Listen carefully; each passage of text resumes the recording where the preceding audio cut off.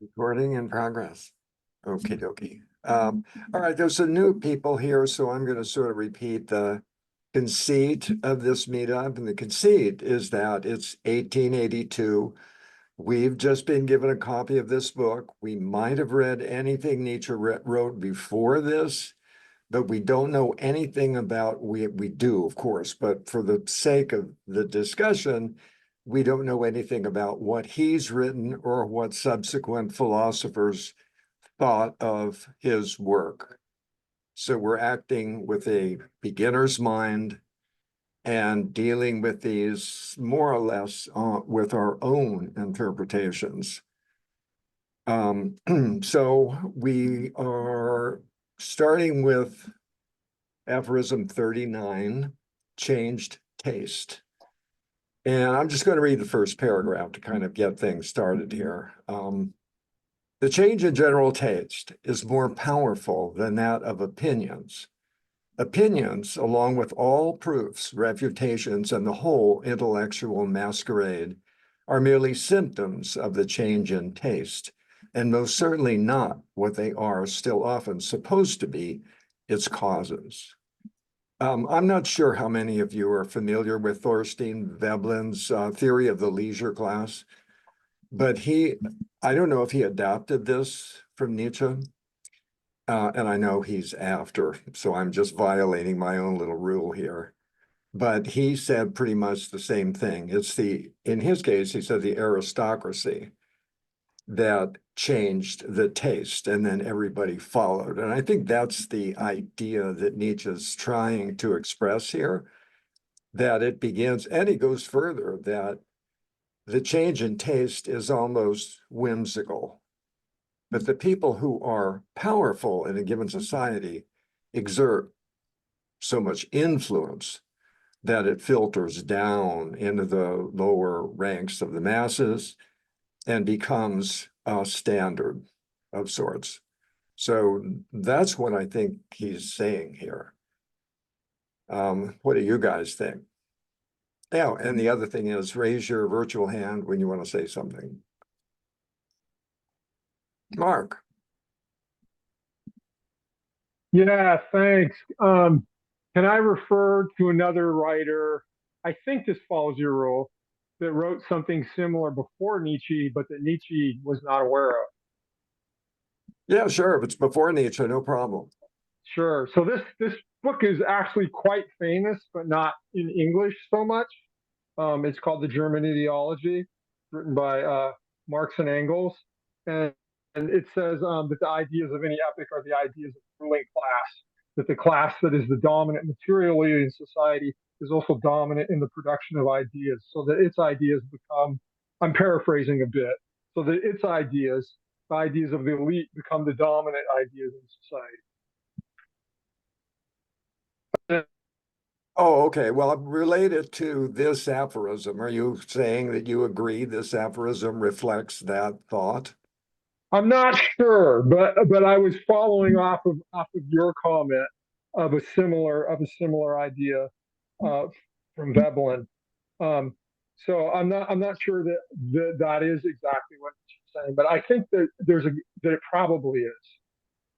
Yeah, I'm almost convinced that that's it. What I found interesting about this, Audrey, I'm going to call on you in a minute, is the idea that it's the mechanism is, and I'll quote another piece here, found in some oddity of their lifestyle, nutrition, or digestion, perhaps a deficit or excess of inorganic salts in their blood and brain. In brief, in their physis, which is their nature, the very nature of who they are.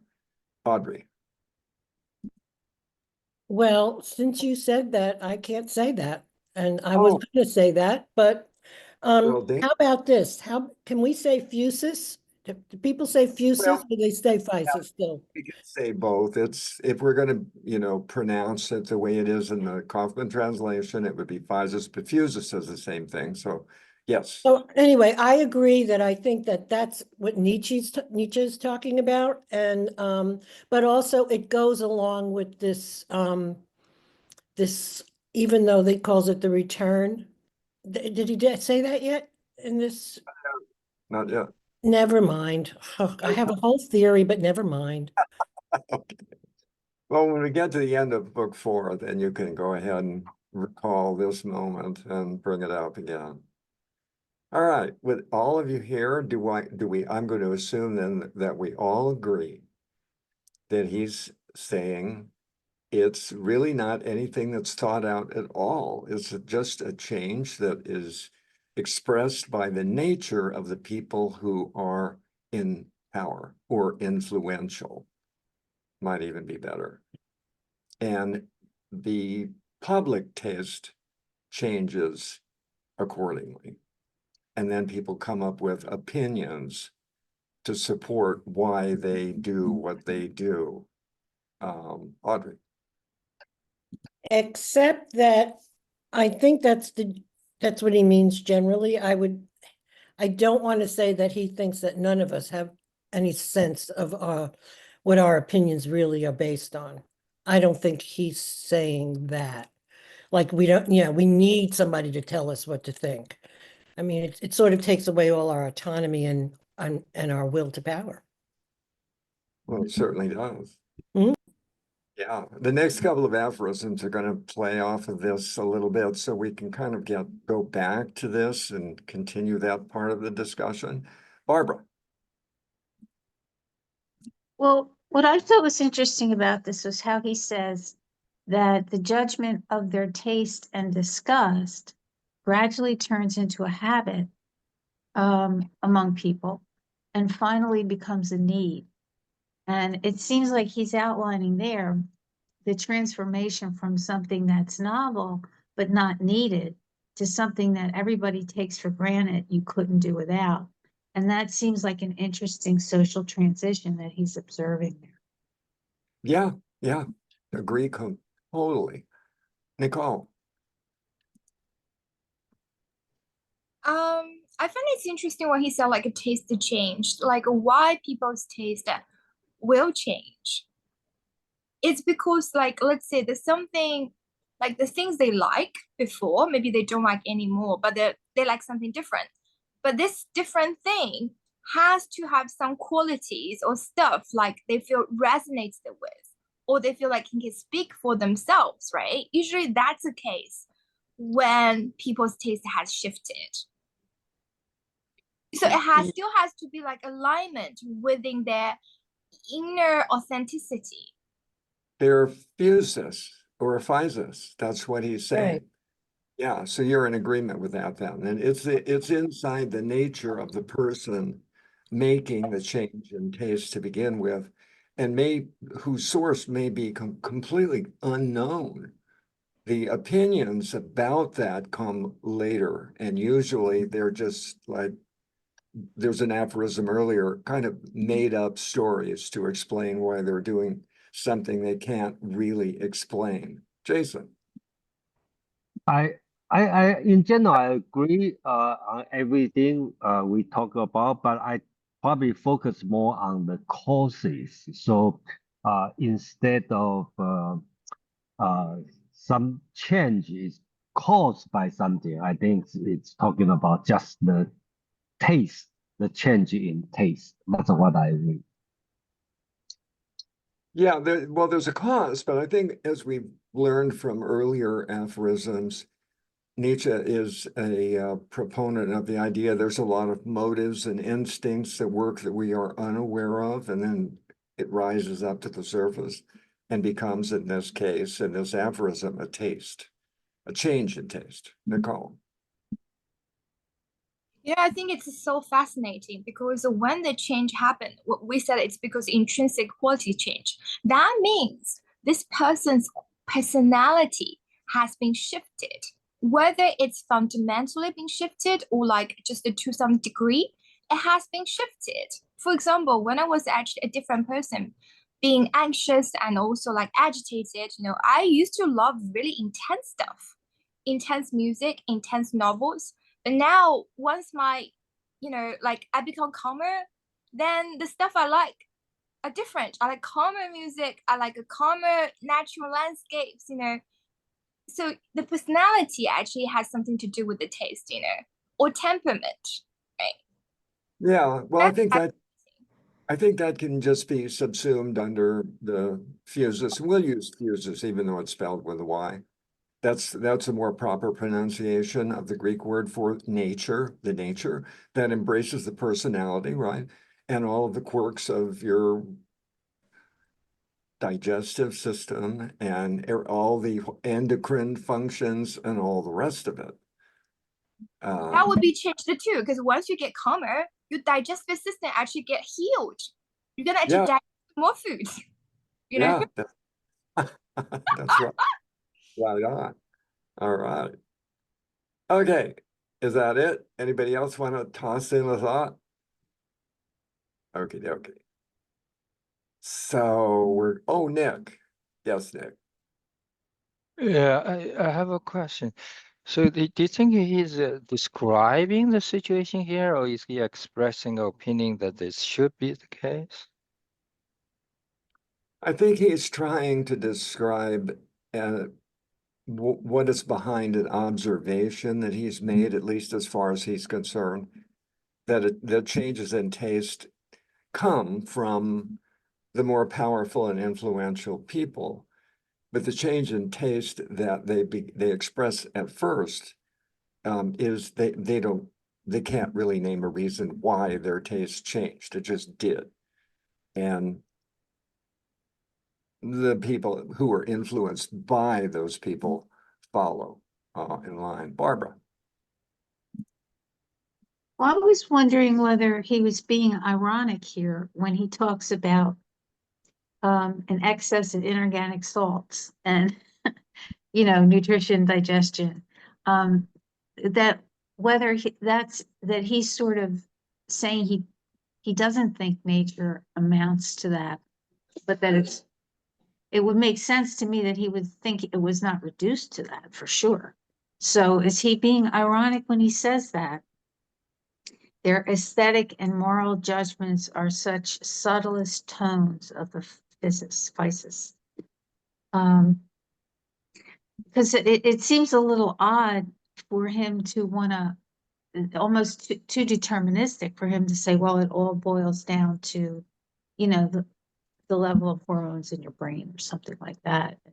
That seems to be what he's saying here, but that doesn't work with other stuff that he's said. So I wonder about that. I think he's being literal here. I don't think he's being ironic or satirical. I think he's trying to nail down what I'm guessing he thinks is behind a lot of the things that happen in people and societies generally. Because we've had earlier aphorisms with an emphasis on motives and instincts as the true motivators of behavior, of which we are consciously unaware until we actually express those things. Mark. Yeah, thanks. I tend to agree with Lindsay's just recent comment. I think there's an emphasis here on the unconscious overly conscious, and the kind of rationalization of one's attitude via conscious articulation, which isn't actually the cause, it's the effect. It's probably not that clear in his thinking or in his articulation, but I think that's more or less what he's working towards. Of course, I have other contexts to think that, but I'm not sure whether those writings before or after this, so I won't reference those. Also, I wanted to hear what Nick thought about the answer to his own question. That's it. Thank you. Nick, you can get in line if you want. Audrey. Nick, respond. You can respond to Mark first. Go ahead, Nick. Thanks, Audrey. So the thought I had was that, you think of Plato, good is desirable because it's good. So, but then later there are other schools thought of this, what is desirable is good. Huh?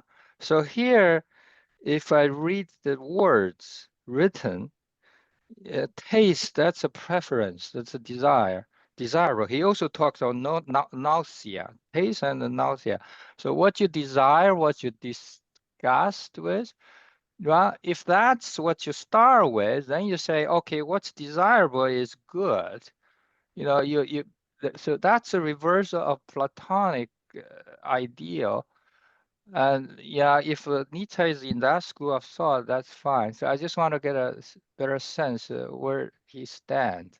Whether good is desirable because they are good, or desirable things are good because they are desirable. That's very different approach to ethics. I don't think he's trying to do any of that here. I don't think nothing is being declared good, nothing is being declared bad. He's just stating and it's, I think another important part of this is it's the subtlest nuances of the fuses. So it's the subtlest, it's not drastic change. It's modest change, but it's modest change in someone with influence. Audrey. Yeah, I think that he's not saying anything about good or bad, and he's not a Platonist. So I would say that, I mean, the line in the second paragraph where he says they, you know, they enforce it tyrannically, their taste that Nick just read, the judgment of their taste and their nausea, and then they enforce it tyrannically onto people, really. Thus, they coerce many and gradually still more develop a new habit and eventually all a new need, which Barbara brought up before. So the reasons are both socially we get sucked in, and then we have our own issues that, you know, that would make up, you know, like what we choose to believe and what we can believe, and we absorb it. So both things are happening here, and he's not causing either, he's not actually saying the actual change, what the causes of the actual change, but that we're subject to a lot of what's going on in our environment. Like somebody that's nauseous over like seeing people a certain way in certain colors could nauseate them, and then before you know it, those colors, you know, they're not being sold in stores anymore, or something like that. I mean, there's a whole gamut here of observations of how things shift. The main thing is that they do shift. Yeah, yeah. With causes that are generally unknown or inaccessible to begin with, at the very least. Mark. Yeah, thank you. I'm wondering if anyone knows if prior to this aphorism, Nietzsche's written anything about his attitude towards Epicurus's conception of the good. That's it. Thanks. Okay, that's coming up. That's in, and either it's not the next one, but it's the aphorism after that. I'm not familiar with what we've been reading, any reference to Epicurus at all. Barbara. This kind of reminds me, I saw a movie, I can't remember the name of it, but it had Meryl Streep as the head of a fashion house and a young girl who was just learning the trade. And at one point, Prada. Devil Wears yes, Prada. Yeah. The Devil Wears Prada, right?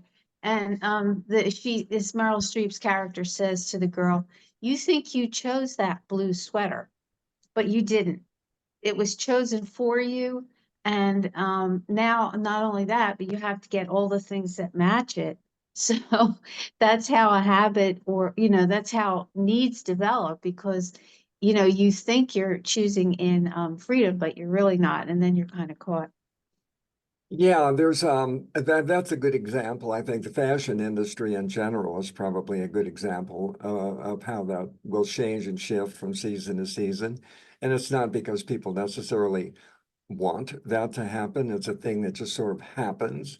And if you're captivated by that, well, you're going to follow the example set by the designers, even though most of us don't see the shows.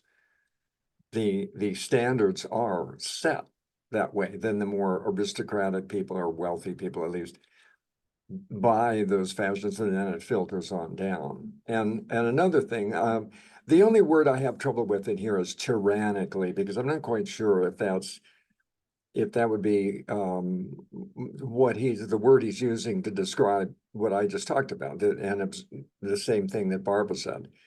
The choice is imposed in some way because of the influence that the person has. Mark.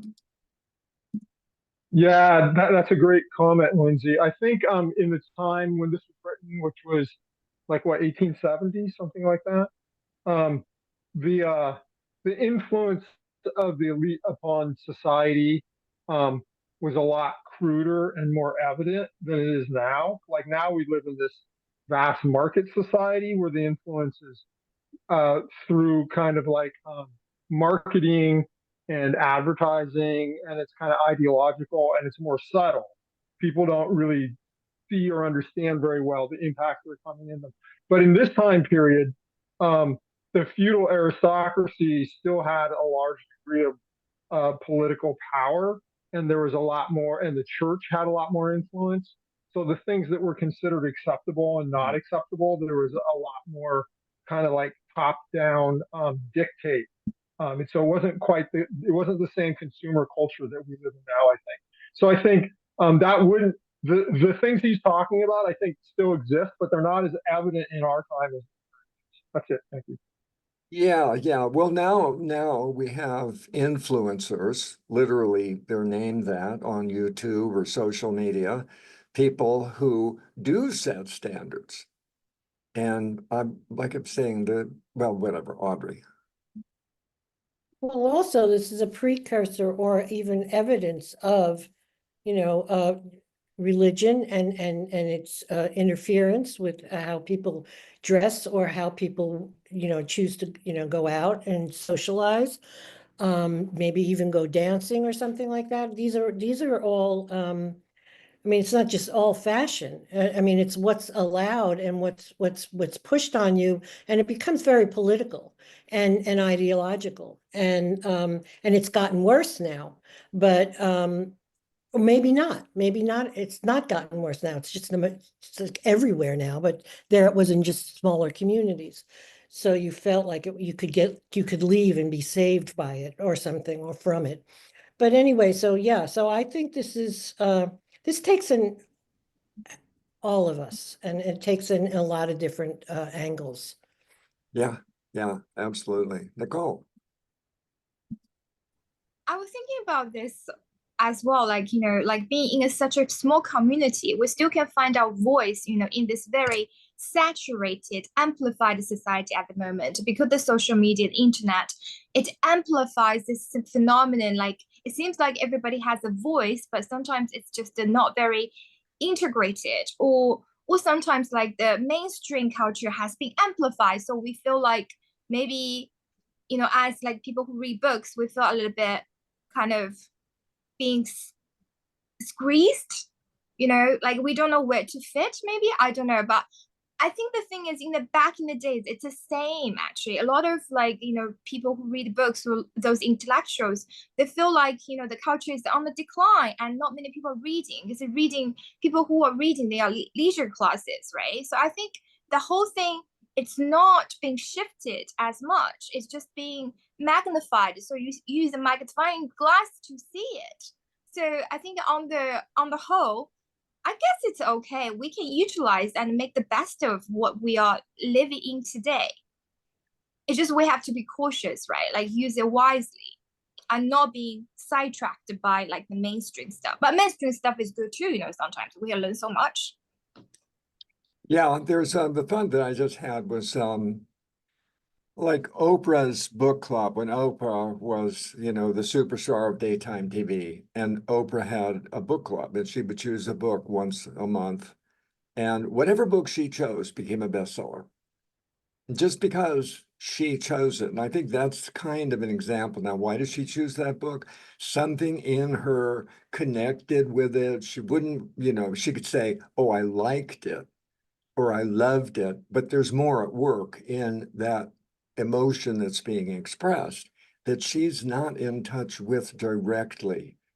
She just has this consciousness of loving that book. The loving is somewhere down inside. And that's a small example. I would suggest that it's not magnified, it's actually shrunk so that because social media is so isolating generally, leading to a lot of solitary, everybody can do their own thing. But there are pools of influence here and there where there are people who just follow the influence or whatever they're doing. There can just be a lot more variety, let's say, than somebody at the very top. There isn't anybody really at the very top of anything anymore. But there is within a social structure or gathering, right? When you say it's shrinking, do you mean like because of the short attention span? Or it's just because we're saturated? There's so much available. I'm trying to say there's a lot more available in terms of even fashion and what you're going to look like. And the influencers like Taylor Swift, right? She's got 280 million followers or something. Her endorsement matters. Absolutely. And it just does because she is doing it. And she does it because she feels like it's the right thing to do. Why does she feel that way? She couldn't even begin to explain, but she does. We just needed someone in the intellectual realm to do something like intellectual version of Taylor Swift. Yeah. Jan. Oh, yes. Hi, everybody. Thanks for making this group available. This may be adjacent to what we're talking about, but I just, going to express a thought here. I saw a play recently by Sarah Ruhl called The Room Next Door, or The Vibrator play. And it's a lovely play about Victorian mores concerning sex, child rearing, and it's sort of intersected with the availability of electricity that came about with the Edison invention, the invention of light. So the Victorians were no longer in the darkness; they had light at their fingertips. But anyway, it just struck me. And then, of course, this medical doctor, was treating women with hysteria with a vibrator. And this was like therapy. And it struck me how influential and how widespread this notion of, the Victorian idea that sex was kind of messy and only necessary for procreation. And they were very, batten down the hatches on it. I mean, it was very restrictive. But it just struck me how widespread. I mean, they call it the Victorian era for one of those reasons, because for their attitude about sex and things related, which just this aphorism, sort of reminded me of that. Yeah, well, I think that's a good example too. There's a not especially good movie called Hysteria. It's not a bad movie, but it's about that. Okay. The invention of the vibrator, Audrey. I was going to say there was an older movie with Gyllenhaal, the sister of Jake Gyllenhaal. I can't remember her name. That she was in it, and a few years back. Yeah, that's the one. Yeah, it's very fun. Yeah, it's well, it doesn't make any difference. This is not the movie group.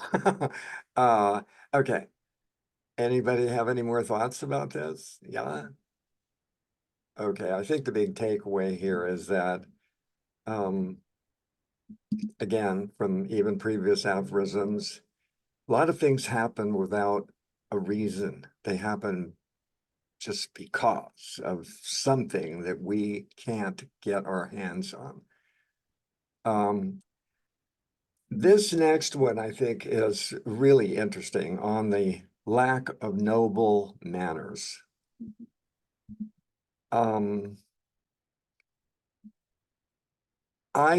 find myself in complete agreement with what I think most of what he's trying to say here. Submission is powerful, frightening, even to powerful, frightening, even terrible persons like tyrants and generals is not experienced as nearly so painful as this submission to unknown and uninteresting persons, which is what all the luminaries of industry are. It's pretty clear. I think this is one of his more vitriolic aphorisms where he's exposing his likes and dislikes. And the best part of this for me was the very last couple of sentences, but the lack of higher manners and the notorious vulgarity of manufacturers with their ruddy, fat hands gives him, the average person, the idea that it is only accident and luck that have elevated one person above another. Well, then he reasons, let us try accident and luck. Let us throw the dice. And thus socialism is born. I have a feeling he's not far off. I don't know how many of you might agree or disagree with that. So what do you think about this one? We've all worked for bosses that we thought were schmucks and idiots. And we did what we were told to do anyway for exactly the reasons he's specifying here, Jason.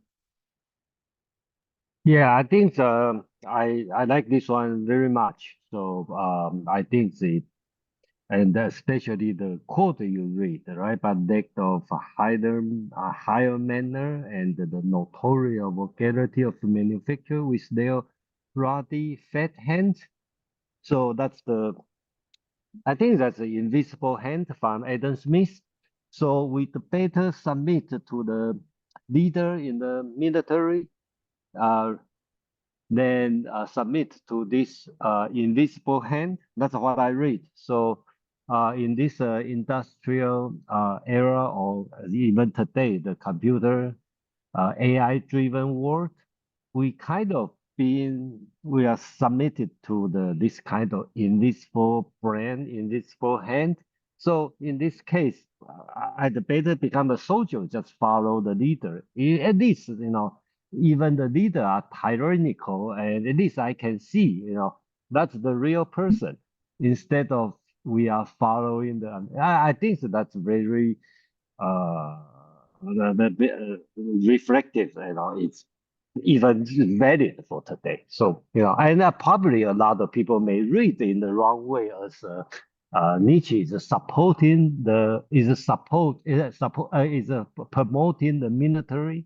I don't think that's the way, but he just used the military as an example, even worse than the military. That's what I read. Yeah, I would agree with you on that. I don't think that he's advocating a military society. I think that he's observing, but there's so much venom in his observation of the mercantile class. Audrey. Yeah, for me, this one, it always confused me, because I was wondering about, the military, but I personally think a tyrant is a tyrant is a tyrant, and they're all over, and they're definitely in the military as well. So he just thinks that I think we follow leaders that we have regard for and understand. And the willy-nilly of who's your boss in industry could really screw around with your mental health in a different way, because you don't know what's coming, and it's not following any kind of institutionalized procedure, or at least back then it wasn't. So now we have unions. So yeah, I don't know what it's an observation. It doesn't, I don't find it as interesting as you do, but I think that he's saying that there are certain types of leaders that we don't have a problem following, and then there are others that we do. Well, And what he leaves, And he's definitely against socialism. So, oh yeah, and he's also against the industrial class that mercantilism right, preceded. right. right, the industrialists, right. he has a great disdain for. And I Um, think this is of his time personally. This whole aphorism is more of his time than the other ones. They're not as Well, future. yeah, in a literal sense about socialism. Socialism was new, a new concept at the time, but I think the fundamental observation here about the capriciousness that, because I knew when I was working, I knew an awful lot of people who were at the top who just got there because they knew somebody. It wasn't because they had any special skills or anything like that. Family members or this, that, or the other thing. And if you believe that they can be that arbitrarily where they are as the captains of industry, then maybe it would be equally possible for me, like a union member, to run the show in a way. I think there's something that still speaks to the working class today. The what he leaves out, but it's hinted at anyway, is there's in the case of the military or tyrants, there's the definite possibility of punishment that hangs over it.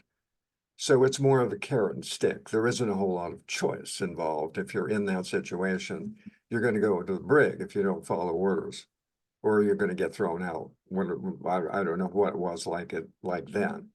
So there's a threat involved in obeying a superior officer that validates the duty in some way that working for a captain of industry doesn't. Nicole. Lindsay, I found what you said, the last statement, it was very interesting because from what you said, do you mean that those kind of noble manners were forced upon them, but it's not really truly from a noble place? So it's only manners which are affected, but they are not really noble. Because what are noble manners? Noble manners doesn't mean you have to be highly educated or highly intellectual. It's about you see every single person as equal, no matter what, and you can pay the same respect to them, right? And also, Not what, Nietzsche, though. That's no? not what Nietzsche means. No, Audrey, hand up if you want to. What does he mean then? No, go ahead, Nicole. And another thing I want to mention is, I'm not trying to actually belittle anyone, but I do see in China, we do have this like industrious, like businessman sort of type of culture, and a lot of Chinese, without like the proper educational background, they rise to fame because of like they just find a way to make money, and those people sometimes they behave very badly towards people from a disadvantaged background. And I feel like my question is, do you think the lack of the nobility, lack of those like certain manners, is it because the lack of the ignorance of knowledge, education, or it's purely because lack of compassion and kindness? I think it's a whole combination of different things. The thought that just popped into my head was I worked for the same company for most of my life, so I'm going to personalize this. And there were nothing but a bunch of losers who were the boss at the top of the company. And we almost went out of business as a consequence of this. And then suddenly this one guy showed up, and he was so generous and so kind and so thoughtful and so aware of the fact that we were working for him that I would call that a kind of nobility. Nietzsche is not defining what it is. He's just calling it noble manners, as if we all know what it was. The whole company would have done anything for this guy. Oh, I mean, literally, it was the most extraordinary change. And so that's what I'm glad you brought up the noble manners thing, because I forgot that was part of this aphorism. Without defining what that is a sense I have of, they don't have to be noble in a sense, well-born, aristocratic, any of that sort of stuff. They just have to exude a certain a noble quality, whatever that might be. We all have a little something in our heads about that would distinguish him from all the other jerk-offs that ran the company. Jason.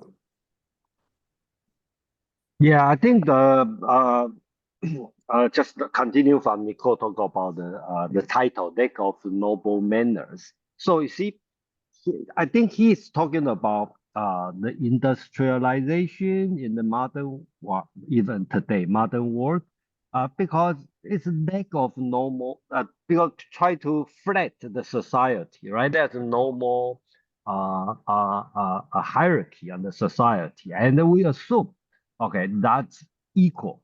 But the situation has become lack of noble manner, okay, lack of nobility. So basic on the very last two sentences talking about lack of higher manner and the notorious vulgarity of manufacturers, which they already had, right? And then it is only accident and the luck that have elevated one person above another. So actually, the society also needs a leader, but since there's no nobility, so the person become leader is just by luck and the accident.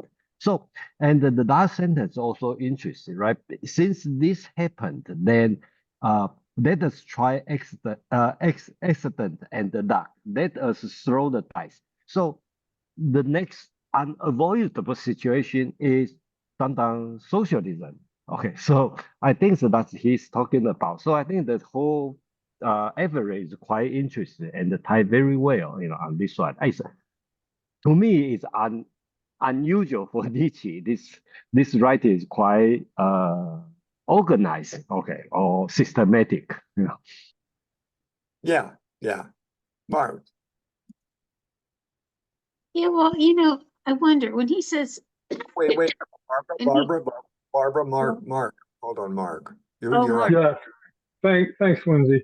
So I find that I assume the emphasis in here is Nietzsche, and or the italics, and I think the italicized words are interesting. The first is the title and the lack of noble style, at least in the version I'm looking at. The next one is the word by, in by the worker. The next one is higher race. The next one is interesting. The next one is slavery. The next one is born. And last one is us. So looking at these points of emphasis, what I see is that what he despises about the bourgeoisie, the capitalist class, is the social nobility. It is the idea that they rise to power, to him somewhat randomly from his standpoint. And what he wants is people who are born, he puts it in italics, to command because they are of a higher race. And that makes them interesting, his emphasis.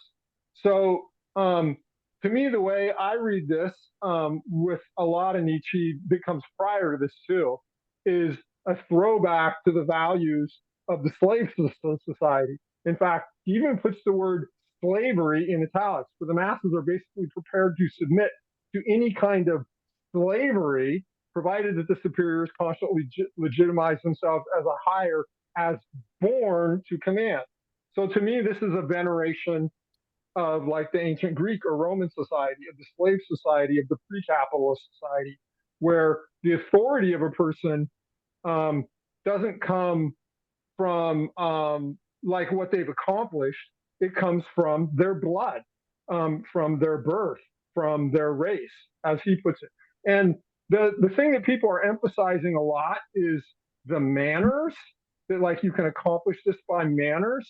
So what I see he's saying about the manners is the superiors constantly legitimize themselves as higher, as born to command through refined demeanor. So the demeanor is not the thing that gives you the righteousness, or the what does he say, it's not what gives you the higher race, or it's what gives you the born to command. It's what manifests or displays your right that you are born to command because you are of a higher race. So that's the way I read that. I think in our society that highly values meritocracy, I think people tend to interpret this the other way around. that it's your manners that gives you the right. I think what he's saying is it's the manners that demonstrate your right, not that gives you the right. That's it. Thanks. Okay, I don't think he's actually thinking of a higher race and in the blood. I think he's trying to express an idea of appearances rather than actuality. If someone appears to have noble blood by being a noble person, they accept that by the manners that they exhibit. I don't think he's really getting a hold of this whole thing. That he had respect for the ancient societies. I don't think we can really challenge that too effectively, but I don't see what you see in this. I see a different way of interpreting it. That doesn't mean you're wrong. I think a lot of people might go where you went. Barbara. Yeah, I would go where Mark went. I thought that he pretty much said everything. The only thing I would add to that is that, power, which is what they're talking about here, because they're talking about slavery and they're talking about people willingly submitting to it, is either mediated by some, maybe in the last aphorism we saw it, it's either mediated by some physis, some nature in the leader, or it's mediated by money. And he can, because he says, one despises those who exploit the need and buy the worker.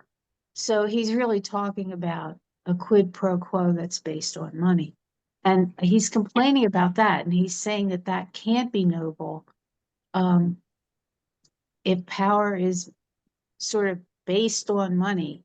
It's never going to be, I guess, real power. It's always going to open itself up to a threat from below. Yeah, that's good. I think that well, let me just read this. Well, Nick, you go first, and then I'll give you an example of how I'm approaching this. Nick. Yeah, thanks. I find this passage of contemporary relevance because the key words for me are on the fourth line, 1, 2, 3, 4, 5, fifth line. It's present shape. Clearly, he anticipates changes to the shape of the raw capitalism at his time. At the very end of the passage, that socialism is born. So he was clearly anticipating certain change of the shape of the capitalism that might be.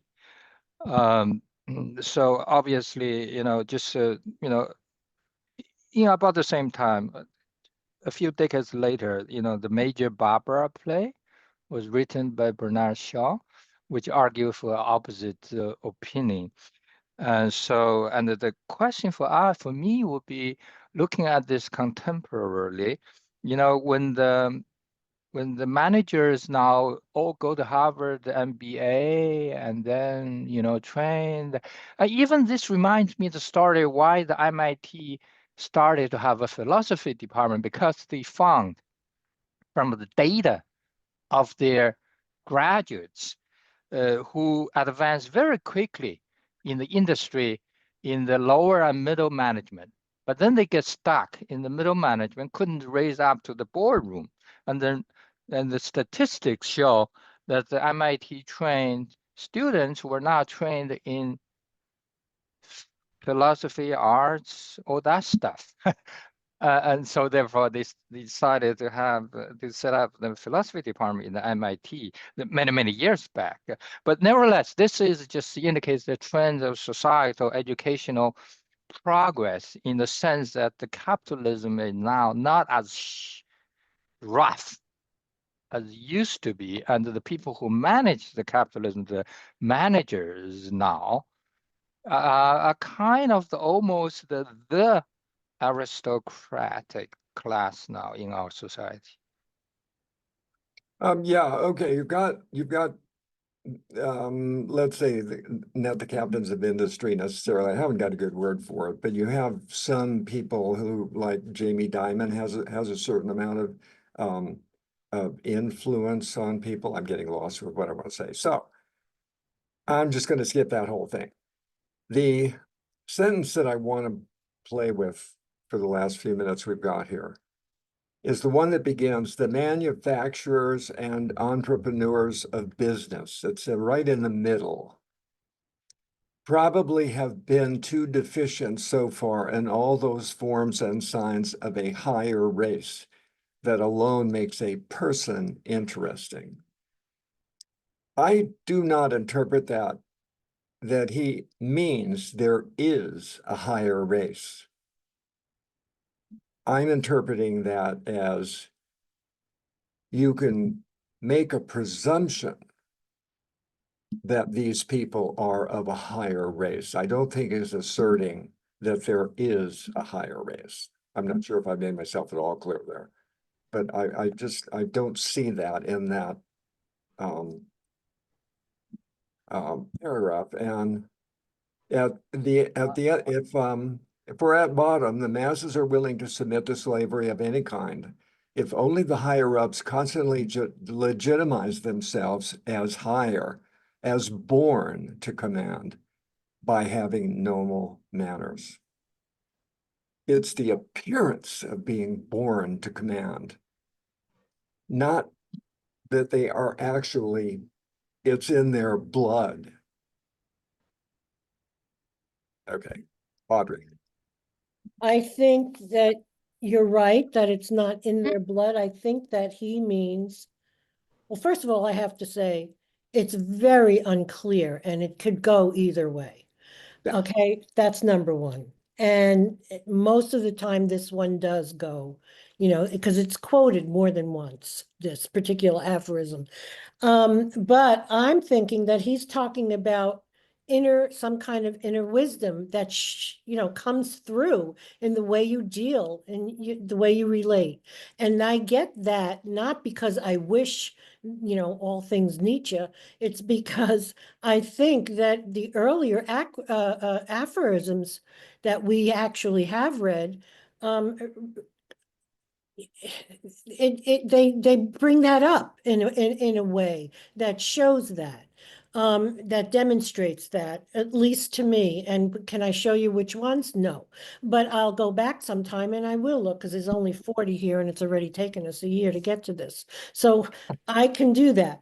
But I do think it's tricky.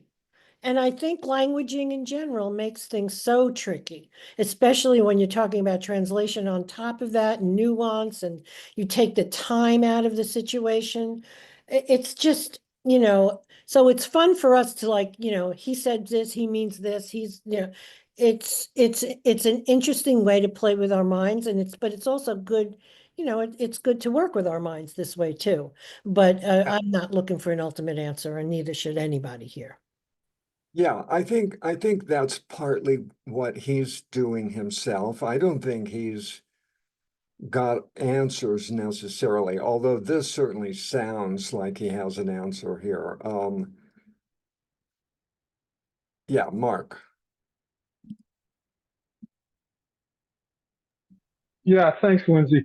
So if I understood your last comment right, when he says higher race and italicizes it, and he says born and italicizes it, you don't think that he actually means that. You think he's speaking metaphorically or something? Yeah, I think he's speaking metaphorically in a sense, and Okay. not Okay. maybe. Can you Yes. elaborate the reasons why you think that?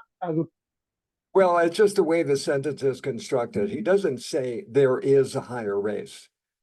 He says those forms and signs of a higher race. It's like, those forms and signs of, like, I can't give you a good example. He's not asserting that there is a higher race and they are born to be noble. He's not doing that. He's using, well, wait. He's using the example of the observer. The observer sees, in his time at the very least, someone of a higher race that is born and to lead. Why? Because he has noble manners. Not like there is a higher race and those people ought to breed together and give birth to nobility. That's not what he's saying.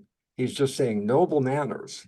I agree. That's all it takes to imply this person is of a higher race. And then that's a troublesome word. There's no question about that.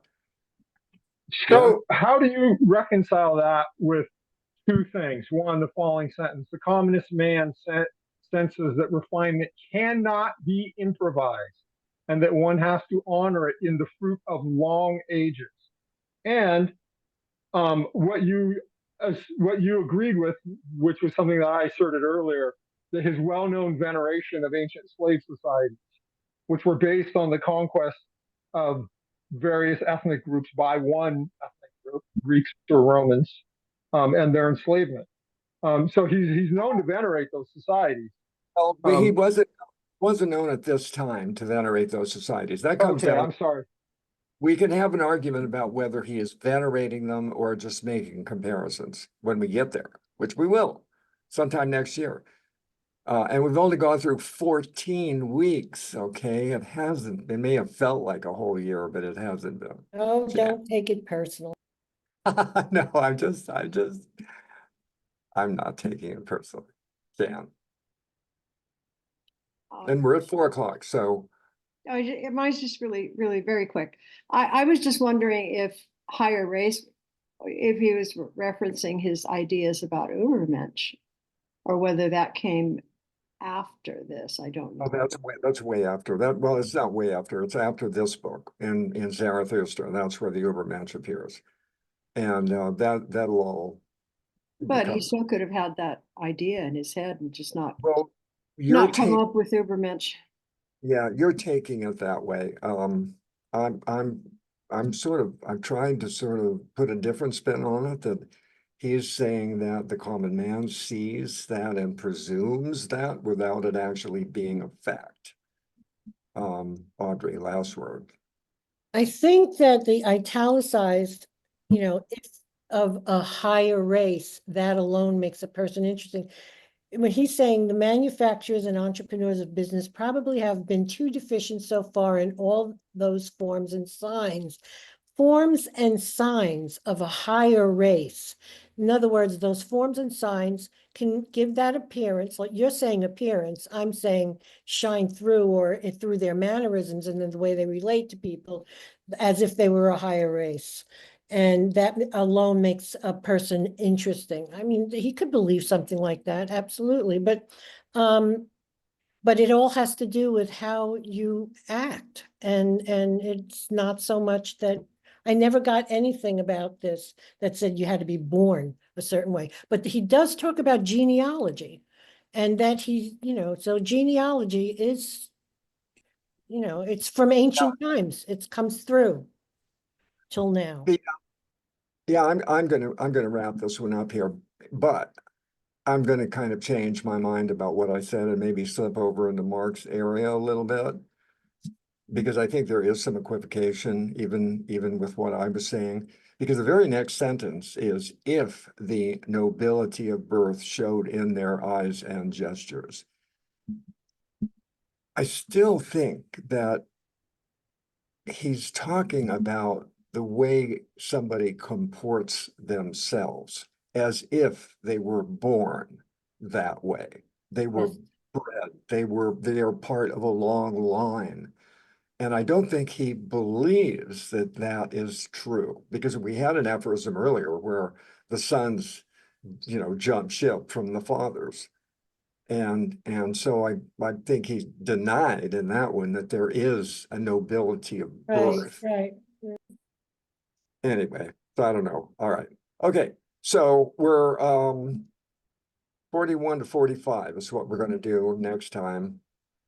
And thanks for being here, all of you, and especially the ones that contributed. I'm grateful for your presence. And I just want to say I really like Audrey's earrings. Every single time you wear different earrings. I like that. It's part of her fusus, okay? All right, Mm. bye, you guys.